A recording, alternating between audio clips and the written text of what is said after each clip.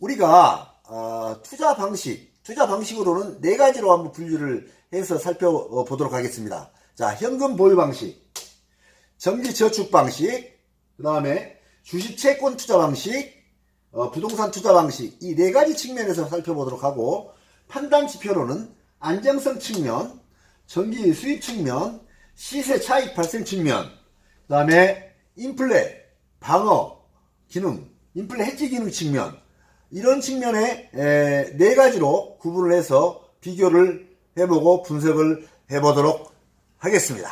자, 안정성 측면에서 한번 살펴보도록 하실까요? 자, 현금 보유 방식은 안정성 측면에서 봤을 때 효율적일까요? 아닐까요?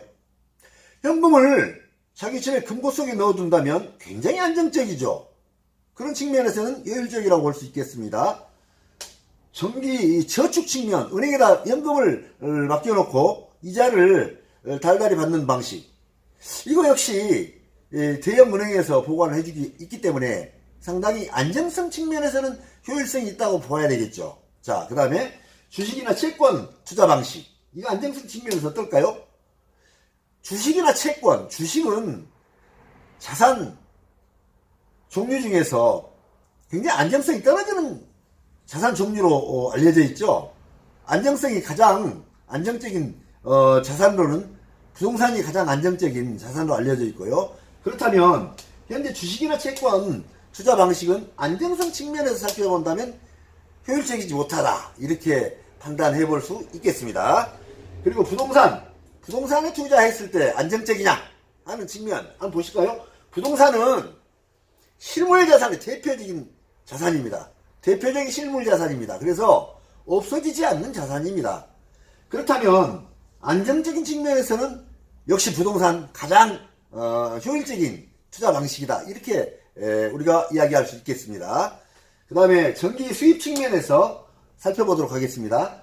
월세나 이자가 매달 또박 이렇게 나올 수 있다면 이게 굉장히 정기 수입 측면에서는 효율적인 방식이라고 볼 수 있겠죠. 그렇다면 현금을 금고에다 넣어두는 방식, 이거는 정기 수입 측면에서 효율적인 방식이라고 볼 수가 없을 것입니다. 금고에 넣어뒀다고 해서 월세나 이자가 나오지는 않거든요. 그렇다면 효율적이지 못하다. 그 다음에 정기 저축, 이거는 월세는 안 나오지만 이자가 나옵니다. 그래서 어쨌든 이 방식도 정기 수입 측면에서는 효율적인 투자 방식이다, 이렇게 보여지고요. 주식이나 채권 측면, 여기는 어떻게 볼까요? 채권은 일부 이자가 나오고 있긴 합니다만 그렇게 많지는 않고, 주식은요 정기 수입이 나오는 방식은 아닙니다. 그래서 요거는 한 중간 정도 효율성이 있다, 이렇게 판단이 되어지고요. 부동산에다 투자하는 방식은 어떨까요? 정기 수입.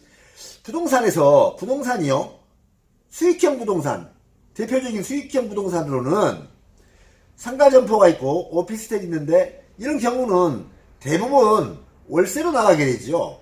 월세로 나가게 된다면 정기 수입이 당연히 나오는 거다. 그리고 아파트 주거 기능의 아파트라도 요즘에는 월세가 많습니다. 그래서 월세를 내놓게 되면 당연히 여기도 수입이 발생이 된다. 그런 측면에 봤을 때 부동산은 월세가 또박또박 나오는 정기 수입 측면에서 봤을 때는 굉장히 효율적인 방식이다, 이렇게 설명을 드릴 수가 있습니다. 그렇다면 이제 시세 차익 측면에서 한번 살펴볼까요? 현금 보유 어떻습니까? 시세 차익이 발생이 됩니까? 지금 넣어놓고 5년 후에 이걸 꺼내게 된다 하면 시세 차익이 발생이 됐을까요? 그건 아니죠. 그대로 넣어뒀던 그 돈 그대로 있기 때문에 이거는 비효율적이다, 이렇게 볼 수 있고요. 정기 저축 어떻습니까? 시세 차익, 정기 저축이라 해서 시세 차익 발생이 됩니까? 여기도 마찬가지로 현금을 넣어두면 이자는 발생이 되겠지만 시세 차익은 발생이 되지 않습니다. 그래서 시세 차익 측면에서 봤을 때는 효율적이지 못하다, 이렇게 설명을 드릴 수 있고요. 그 다음에 주식이나 채권 어떻습니까? 주식이나 채권, 이거는 시세 차익 측면을 봤을 때 채권의 이자가 다소 발생이 됩니다. 주식은 어떻습니까? 떨어질 수도 있고 올라갈 수도 있다. 그때 경기 상황이나 그 기업의 수익성이 올라가거나 떨어지는 그런 어떤 결과에 따라서 올라갈 수도 있고 내려갈 수도 있다. 그래서 요거는 중간 정도 효율성으로 우리가 판단해 볼 수 있다 하는 측면이 있고요. 부동산, 자, 부동산입니다. 부동산의 시세 차익은 어떻습니까? 부동산의 시세 차익은 가장 시세 차익 큰 물건이라고 볼 수 있죠.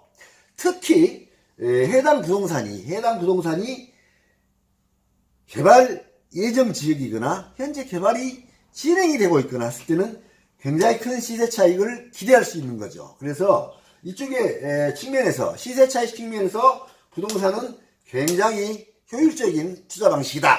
이렇게 우리가 판단해 볼 수 있습니다. 자, 마지막으로 인플레 해지 기능. 인플레를 방어할 수 있는 기능이 있는지 없는지. 자, 현금 보유 방식. 현금 보유를 오랫동안 한다고 해서 인플레만큼 이렇게 돈이 늘어납니까? 그렇지는 않죠. 그래서 인플레 해지 기능 측면에서 현금 보유 방식은 효율적이지 못하다. 그 다음에 정기 저축.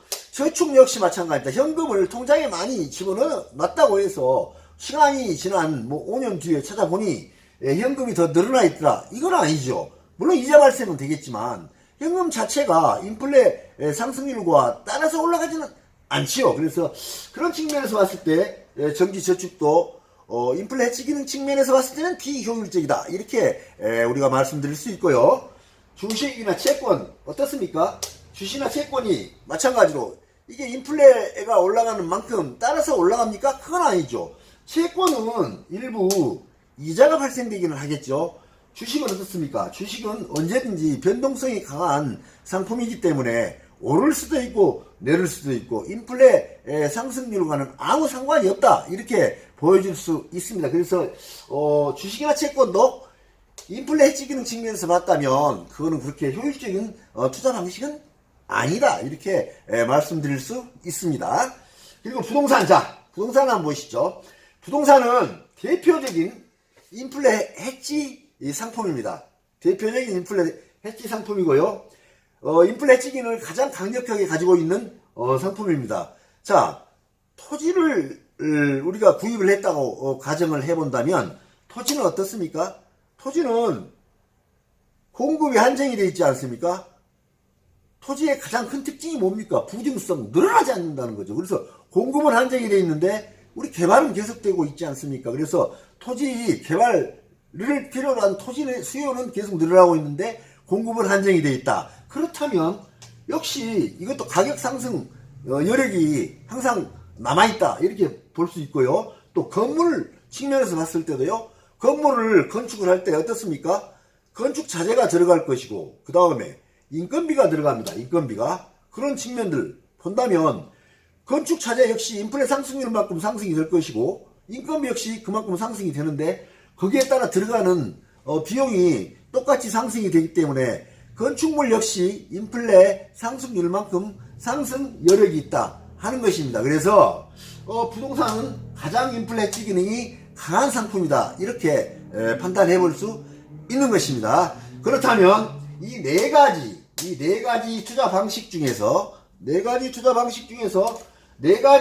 우리가 판단 지표를 대입을 해봤을 때 결과적으로 네 가지의 큰 장점들을 모두 다 가지고 있는 상품은 어떤 것이냐 하면은 부동산입니다. 제목처럼 왜 부동산 투자하나?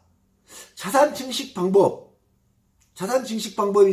몇 가지 대표적으로 구분이 되는데, 자, 안정성, 정기 수입 측면, 시세 차익 측면, 인플레 해지 기능 측면에서 봤을 때 그 장점을 모두 다 가지고 있는 투자 방식은 어느 쪽인가 하는 것들을 살펴본다면, 자, 여러분의 선택은 어느 쪽일까요? 잘 판단해 보시고 정말 훌륭한 성공적인 투자 잘 하시기를 기원합니다.